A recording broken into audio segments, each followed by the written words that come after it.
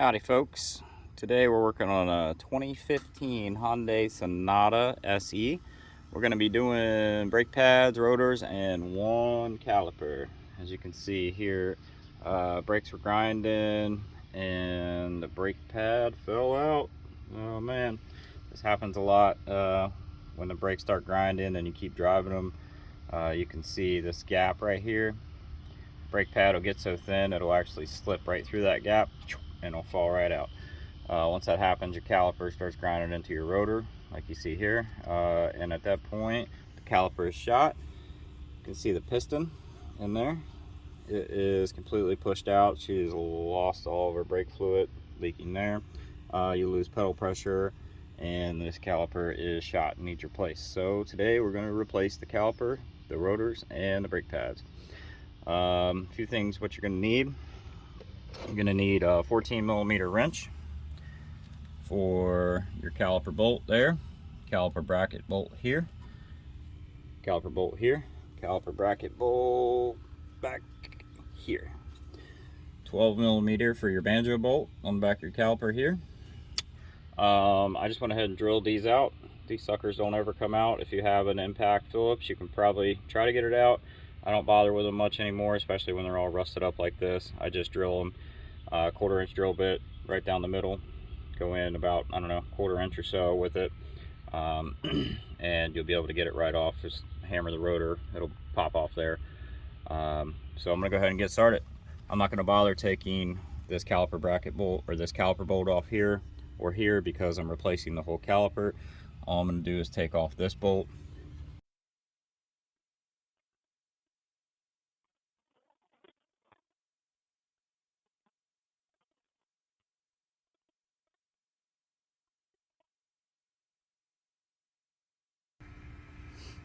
All right, so I got my bolts out, and I also went ahead and pulled my banjo bolt off. So I'm gonna go ahead and I'm just gonna disconnect my brake hose. I wanna make sure that my copper washer is not still attached. You gotta be careful, this does happen where the copper washer will get stuck on the brake hose. And you definitely don't want that because you wanna use new copper washers when installing this. So I'm gonna go ahead and tuck this up here for a minute. Yes, it's gonna drip a little bit of fluid. Got a little rotor box there to catch it, and I'm just going to pull my caliper off just like that. So you can see this caliper is actually probably seized up anyway. You can see the inboard pad still is pretty a good amount of life on it. Her outboard pad is obviously gone. You can see here where the caliper has been grinding into the rotor. Again, this is fairly common, you know, when you drive and the brakes are grinding and you put it off, or you know, you don't have the money, or whatever it might be, whatever the situation is. This is what happens when you drive on grinding brakes. So set that there. Next thing I'm gonna do, I'm gonna go ahead and get this rotor off like I already showed you. I drilled out my screws, 1/4 inch drill bit, and just gonna take a hammer, give the rotor a couple good hits. See, screws broke right off. I'm gonna go ahead and I'm gonna pop this off here, and I'll be back. I got the rotor off. You can see here where the screws were. One thing you want to make sure, it's okay in my opinion to leave these screws like this. They're flush, they're broke off flush behind the hub here, so they're not gonna stop the rotor from sitting nice and flush on this like it should. One thing you want to be careful of is sometimes when these break, they won't break off flush with the hub and they'll actually be sticking out. You don't want that because that'll prevent your rotor from going all the way in flush, and the wheel won't sit flush, and that's just bad news. So you want to make sure that everything seats in here the way it should. Like I said, you can see these are broke off flush, so we're good. So I'm gonna go ahead and I'm gonna get my new rotor on. So I'll show you a step that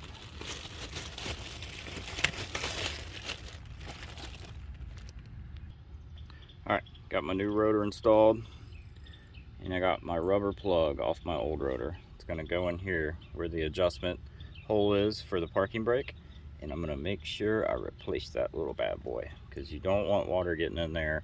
Water will eat away at that parking brake and it will cause problems down the road. You can see my rotor's spinning nice and free as it should. Now I'm gonna go ahead and get the new caliper out of the box.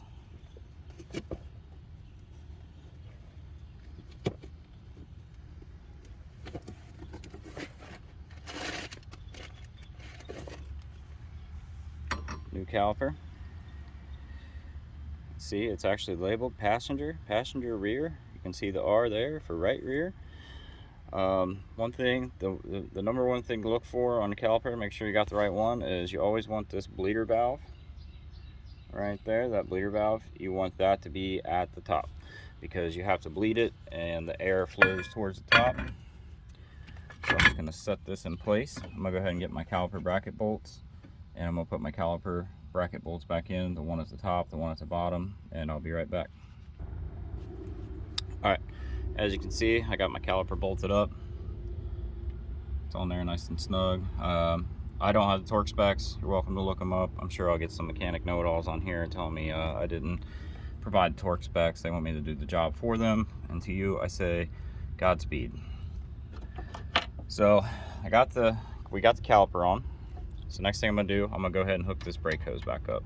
So in your new box with your caliper, you should have a new banjo bolt, and you should have 2 copper compression washers like seen. So you're gonna want one on the outside here, and then the other one's gonna pinch in behind it.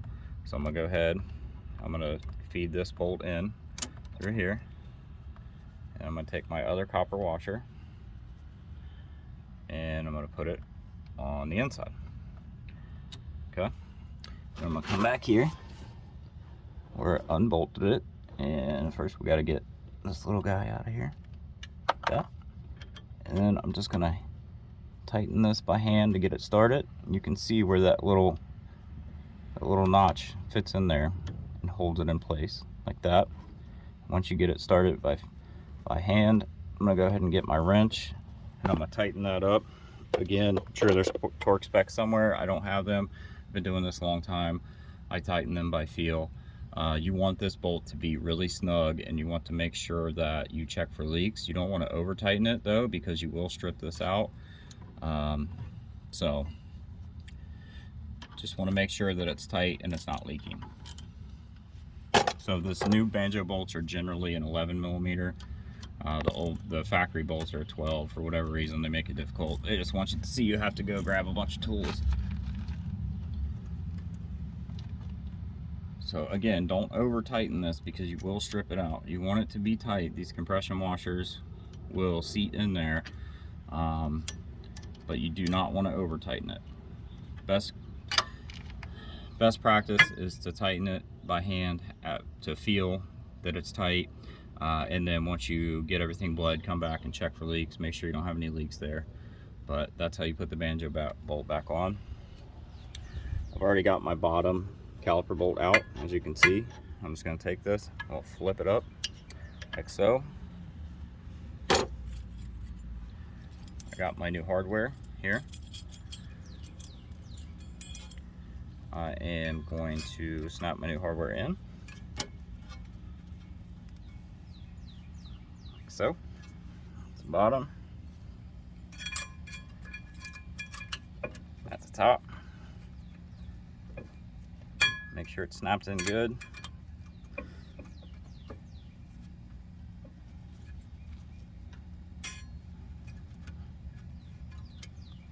Okay. Check. Now I'm going to get my brake pads.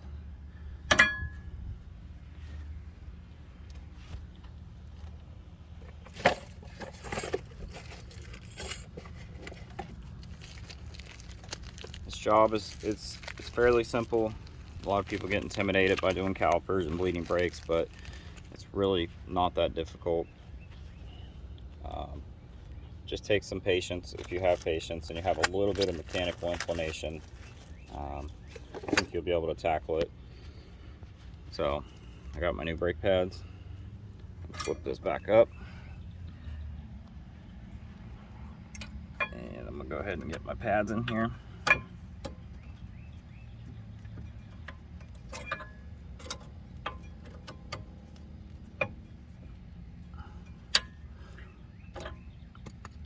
Hardware is not seated in there. There we go.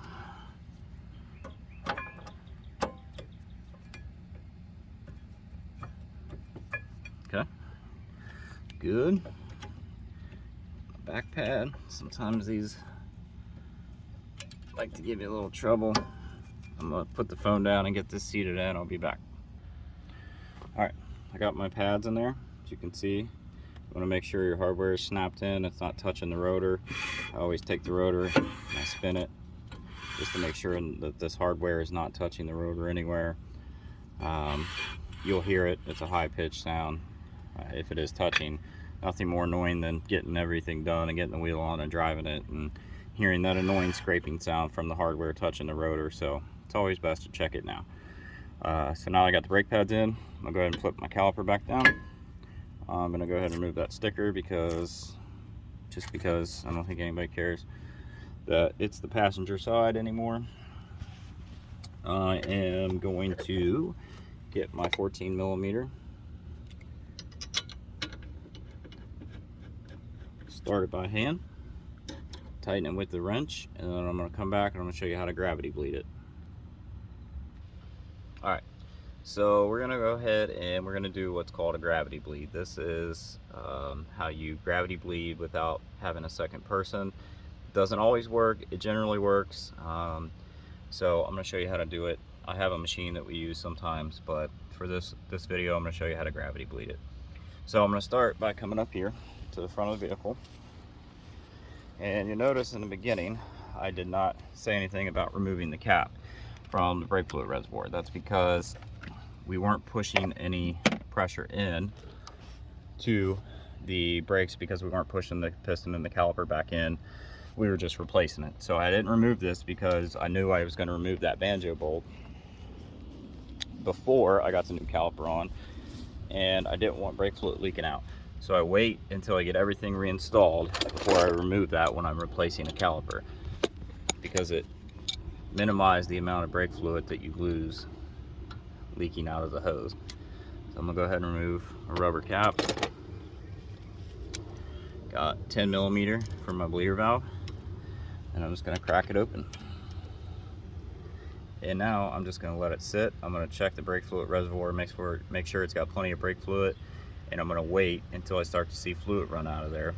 This is called gravity bleeding. Gravity does its job. It pulls the brake fluid down through here, fills up the chamber in the caliper, pushes the air out of here. So once you start to see fluid coming out of there, most of the air is out of there. So I'm gonna come back and walk you through the next step. You can see already it's coming out. So I'm gonna let this drip for a few minutes. I'm gonna tighten it up. I'm gonna get in, I'm gonna start the vehicle, I'm gonna pump up the brakes real good. I'm gonna come back out, I'm gonna loosen this up again, and you'll see the excess air come out. I'll be back. All right, I'm back. So I tightened this back up. I went in, I started the car, I pumped the brakes up 10, 15, 20 times. It's got a good pedal. I went over, I checked the brake fluid reservoir, I topped it off with brake fluid. Now I'm gonna come back and I am going to let this gravity bleed again. So I'm gonna go ahead and get it loose.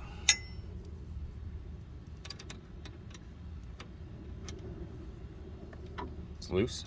So I want you to see, you'll start to see some bubbles. See those air bubbles come out? So that was the leftover air. Now you're gonna see a steady stream start to come out of there.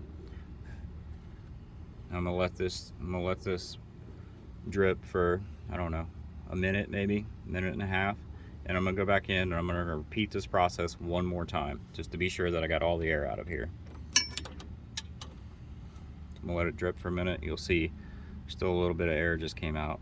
You want to make sure you have all the air out of the system. So if you want to repeat this process 2 or 3 times, you can. Whenever you crack this bleeder valve open, you should see no more air coming out. The second you crack it open, it should be straight fluid. There shouldn't be any bubbles or anything like that. So you can see that's a steady stream of fluid that's just dripping out of there. So I'm gonna go ahead and tighten this back up. I'm gonna go in, I'm gonna pump the brakes up one more time. And I'm gonna come back out and repeat this process for the last time, and then this will be done. I'll be right back. All right, we're back. Got it pumped up one more time. Go ahead and break this loose for the last time. I want you to see when it cracks open. See how it was a nice steady. There's one little air bubble, two. So that's good. That should be all the air out of there. I'll let that drip for just a few more seconds.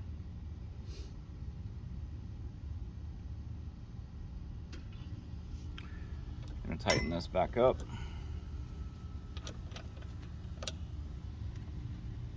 Tight. I am going to put my rubber cap back on there. And I'm also going to come back here. I'm going to check around these copper compression washers to make sure there's no leaking. So you can see it's pretty dry. I don't see any signs of any leaks or anything. No dripping. You always want to double check this to make sure you have that tight enough. It looks good to me. So that's it. I'm going to go ahead and get the wheel on. I'm going to clean up this rotor with some brake cleaner and get her back on the road. That's it. Super easy. If you got any questions, leave them in the comments. I'll do my best to get back to you. If you like what I showed you here, it's pretty straightforward. I don't have any of the BS you see on a lot of channels. It's just straightforward repairs. Give me a like and a subscribe, and we'll see you on the next one.